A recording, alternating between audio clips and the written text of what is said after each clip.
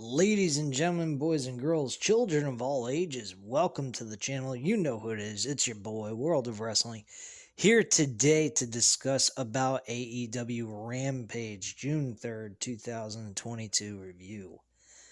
Boy, we went from the MJF A-Bomb promo this past Wednesday, and now, Friday night, we get another bomb dropped on us. CM Punk is now injured, a knee injury, as you guys may have realized or heard from me in my previous two videos from the Double or Nothing and this recent Dynamite episode. I said that CM Punk looks like he has something wrong with his knee, because some of the maneuvers he's done in the last week looked like there was something wrong with his knee, one of his knees. And Wednesday night definitely showed it a lot more than Sunday night. I think Sunday night is where he injured his knee for real. I know for months he was trying to sell a knee injury, acting like he was injured, but in reality, he actually got injured Sunday night, I believe. When he tried to do that buckshot lariat, he landed very awkwardly. He looked like he was in pain, and he wasn't moving around very well. Then he tried to do a leap off the ropes by jumping on the ropes, and then trying to do a leap off the rope and doing a lariat onto his opponent, and was unable to do so, and he slipped and fell down. And he was limping throughout the rest of the match. So, quite frankly, guys, I knew for a fact there was something wrong. I didn't know it was this severe. And I even said it, I hope he doesn't have to have surgery. And lo and behold, he does. The good news is they're not stripping him of the championship after just winning the damn belt. Instead, they're going the UFC route. They're going to crown an interim AEW World Champion in the main event of Forbidden Door. And then when CM Punk comes back from injury after rehabbing and surgery, he's going to face the winner of that championship. Now, folks, I don't know, but this could be the biggest opportunity AEW could look for at this point in time. Imagine this. This has been done in UFC. I know UFC is real. It's not fixed or anything. Now, some people might think it's fixed. I don't believe so. I don't think anybody in their right mind would literally take punches and kicks to the fucking face, along with elbows to the head, and actually do it under a script or fixed fucking event. That is retarded. You would have to give me millions and millions and millions of dollars for me to take a beating like that. Or for me to dish out a beating and then have me win off of a so-called, fixed event. That is ridiculous. I don't believe that shit is scripted. But at the end of the day, guys, they are actually going the UFC route. A lot of times when UFC has a fighter in their division who gets an injury, they allow them to recover from that injury, get surgery, and come back.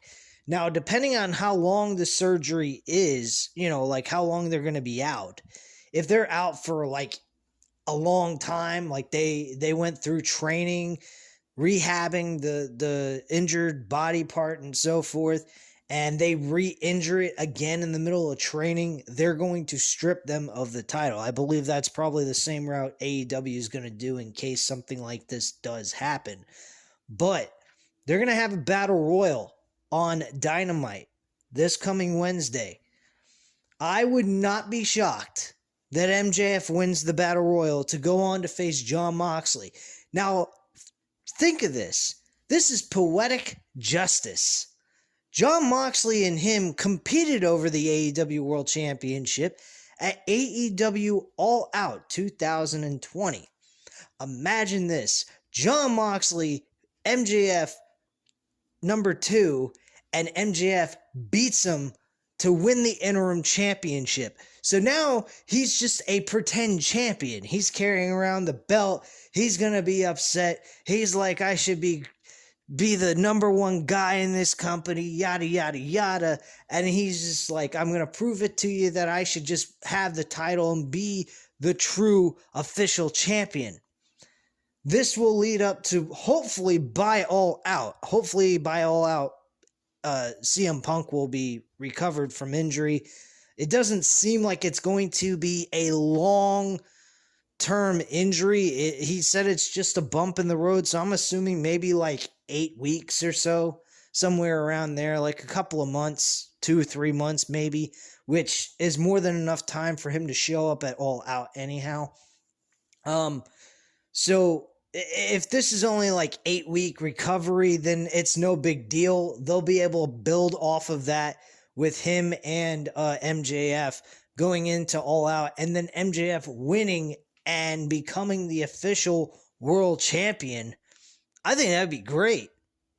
MJF would have his moment in the sun to actually be a champion while CM Punk is out as the official champion. But in the long run, he is going to go ahead and be the World Heavyweight Champion. Now, granted, CM Punk doesn't have the ability in this first title reign he's ever had in AEW to really have, title defenses under his belt. So technically, it's going to be like a transitional champion, which is kind of odd. And I wasn't seeing this as a situation to take place. But they have the perfect opportunity to make MJF their interim champion, give him that one step closer to giving him the main event spot in AEW, which he's looking for, plus the future pay he's going to rightfully deserve anyway. The guy has earned everything he's done in AEW. So that's just my feelings on it. I still stand by. I think he was a little unprofessional with the whole fan fest thing. I think he should have been there at least for the fans, not for Tony Khan or anything like that. He was advertised to be there. I think it's only right. He's not being treated terribly. Yeah, maybe he's not getting the money he wants, but I still stand by, and I'm not changing my opinion or feelings on that. I think factually he wasn't being professional to the audience. The audience loved this guy. Yeah, they may boo him, but deep down they love that dude.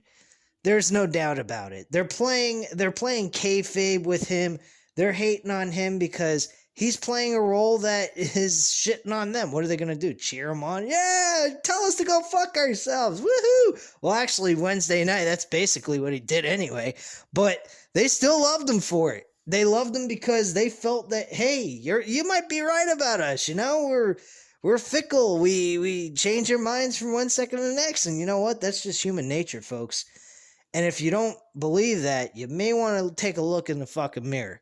I'm the one to, say something like that about my own self. But I'm really trying to change my ways and be different. And I am. I'm staying adamant about the fact that I think MJF was unprofessional. Does that make him a bad dude? No. Doesn't make him anything more than just a human being who made a mistake. That's all. It's not going to change my opinion. It ain't going to change my feelings on who he is as a professional wrestler. And I still appreciate him no matter what. I think the guy is a very passionate person for what he does for a living. And I appreciate what he delivers in that ring every single night. Either a promo, ring work, whatever it may be. I don't care. I feel the guy has deserved and earned our respect. Most definitely. Whether he plays a face, heel, whatever. Same for CM Punk. CM Punk came out there. They could have had Tony Khan come out and say, look, we're not gonna strip CM Punk of the title, but he's headed back home. He's gonna get surgery, whatever, and that he is unable to be here tonight and be able to be the fighting champion that he wants to be at this point in time. So we're gonna crown a interim champion to replace him until he can come back from injury, and then have him face the current interim champion at that point in time. And that's the way he could have done it, but he didn't. He chose to stay there. He chose to, instead of going home like he said, he wanted to address the audience because he felt that he should anyway, and that's what he did. And I greatly appreciate that from CM Punk. Now, when he says, "Oh, I love the fans," and what the fuck, dude? Like, I know I'm kind of like holding on to a grudge here and whatnot, but why did he? I'm still scratching my head trying to figure out why did he say that about the audience, though. I could understand him disliking wrestling at that point in time in his life after he left WWE, but to shit on the wrestling fans, that was something that really ate at me. I was like, man, I really valued what he had to offer to pro wrestling, and he does that to me as being one of the wrestling fans. Like, seriously, man. It ain't my fault WWE fucking sucks. That's why I walked away from WWE and I don't care for that fucking product anymore. But, dude, really? You're going to shit on the fans like that? But now you're going to sit here and say, "Oh, I love the fans. I appreciate the fans." Come on, man. Then you wouldn't have said that shit in the first place. But it is what it is. It's old history, what have you. But I really thought it was a cool segment, despite everybody was like, "CM Punk." I was like, nope. This guy's making an announcement. He's being stripped of the title. He's got an injury. He's going off for surgery. That's it. We won't see him back for another 2 to 3 months.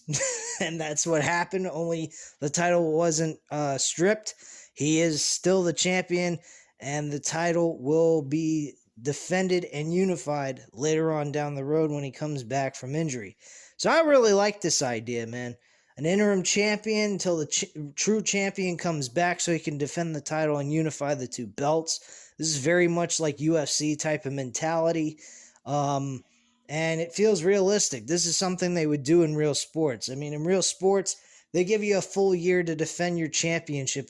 After the full year, if you have not defended the title at least once, you're stripped of the belt. That's it, plain and simple. So this is kind of like that.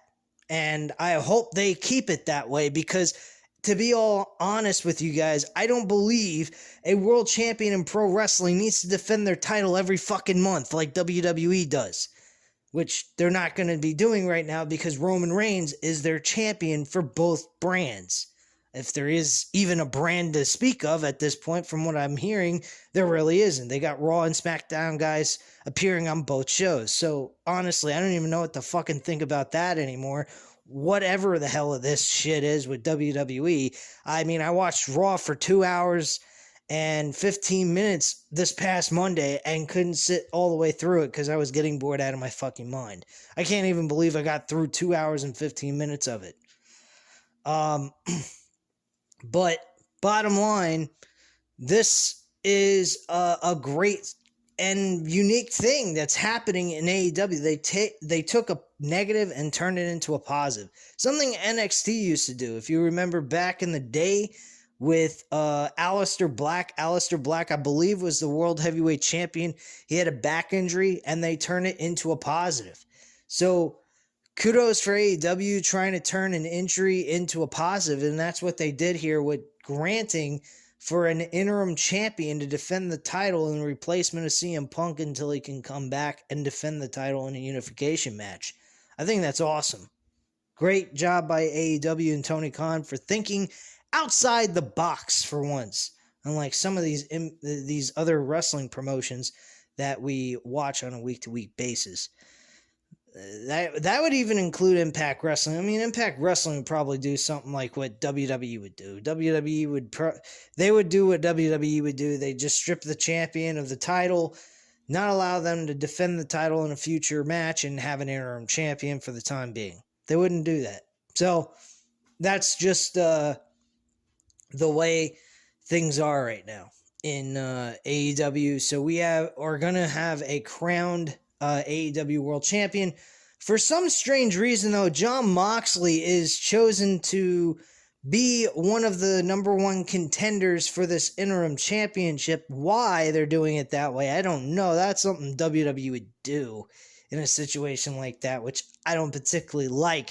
I think Jon Moxley should be in a battle royal, and the two remaining guys in that battle royal should be able to face each other at the pay-per-view for the interim championship. So that's the way I feel about that. But hey, I'm not going to completely complain about this. This is not such a huge deal, but I think it would have been kind of nice to see Jon Moxley earn his way into this interim championship, not just hand given to him because his name happened to be called out by CM Punk and, you know, brought up in his promo for him to have a championship match. That's kind of fucking retarded, but hey, it is what it is.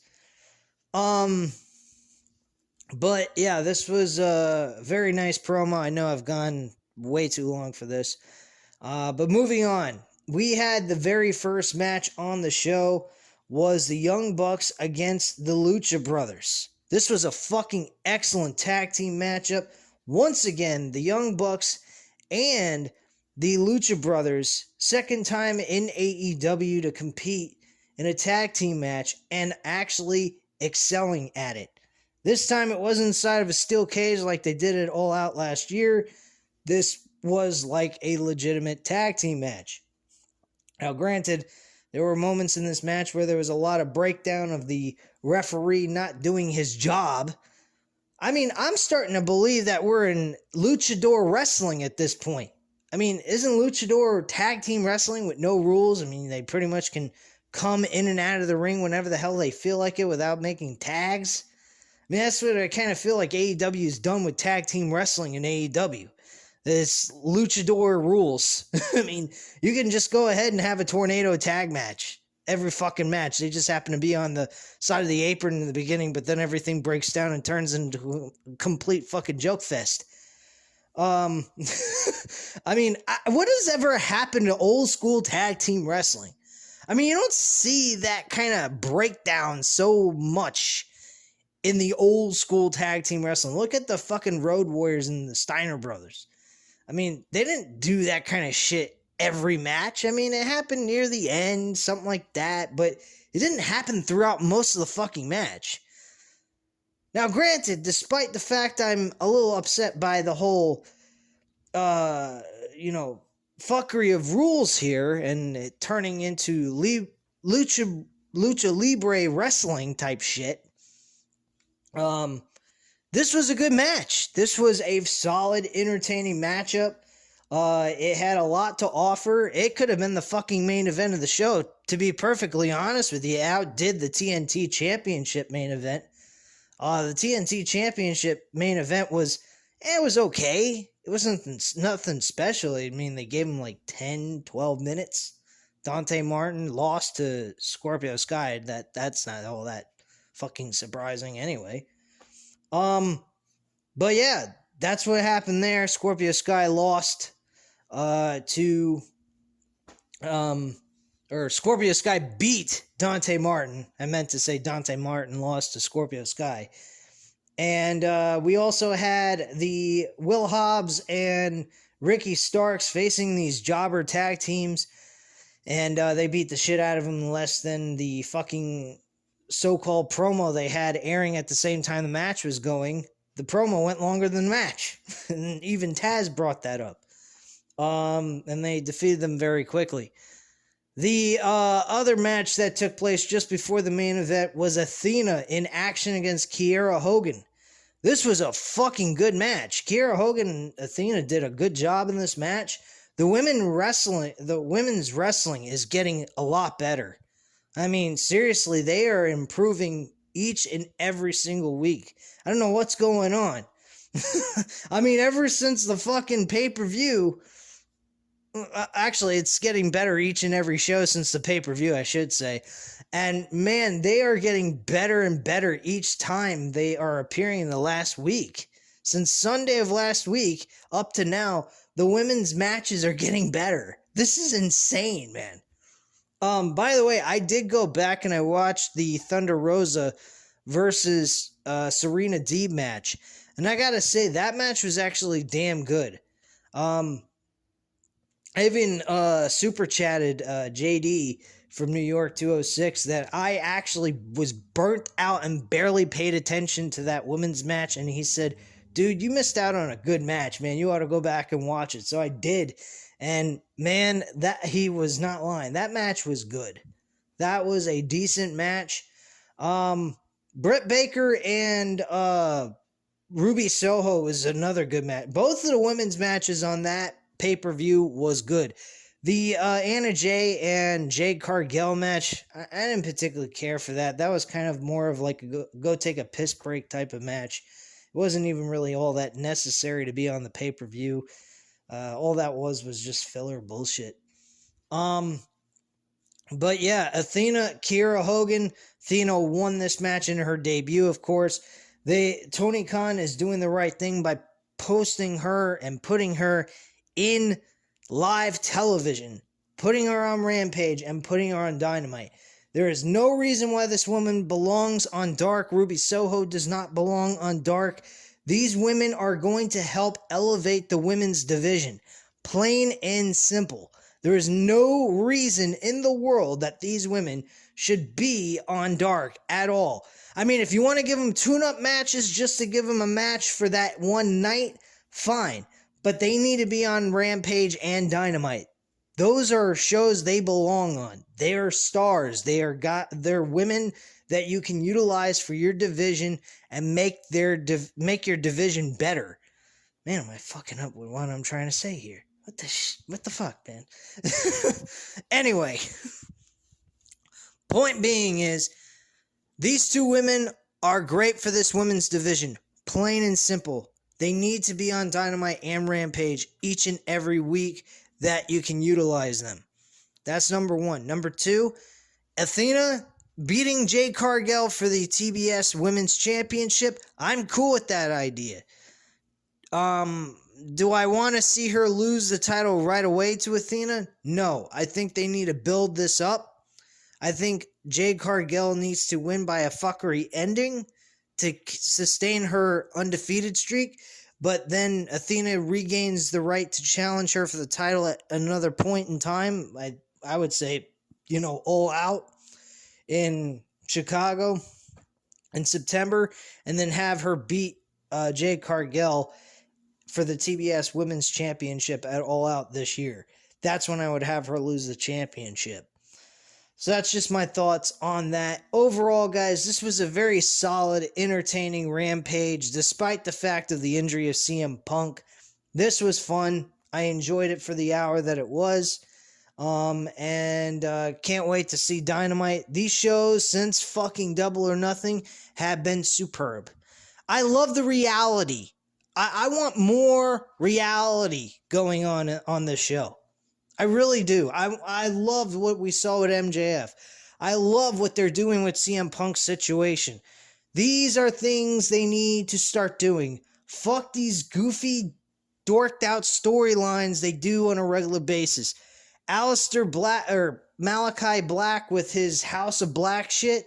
I mean, it wasn't bad. They said that the plan with Julia Hart was always there. This was all a plan from the get-go, and it worked out perfectly. Okay, so you spent months and months and months at a time making this huge planned arrangement so that they can so she can go ahead and spit and pack, and the Lucha Brothers face would miss? Like, what the fuck?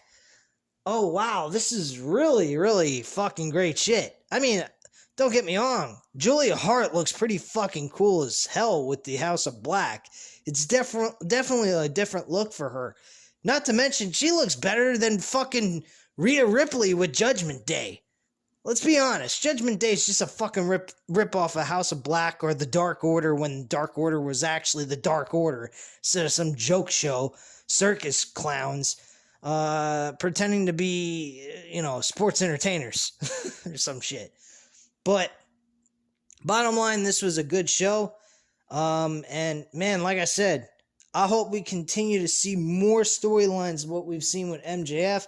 I know CM Punk's is not a storyline, but they can turn this into a storyline with MJF facing Jon Moxley and continuing to move forward with this MJF situation, building it into the all-out pay-per-view with CM Punk, if CM Punk can make it back from rehab and surgery by that time. Hopefully, let's keep our fingers crossed on that, so that we could get this perfect arranged storyline set up between these two, because it's going to be a hell of a collision course between these two characters.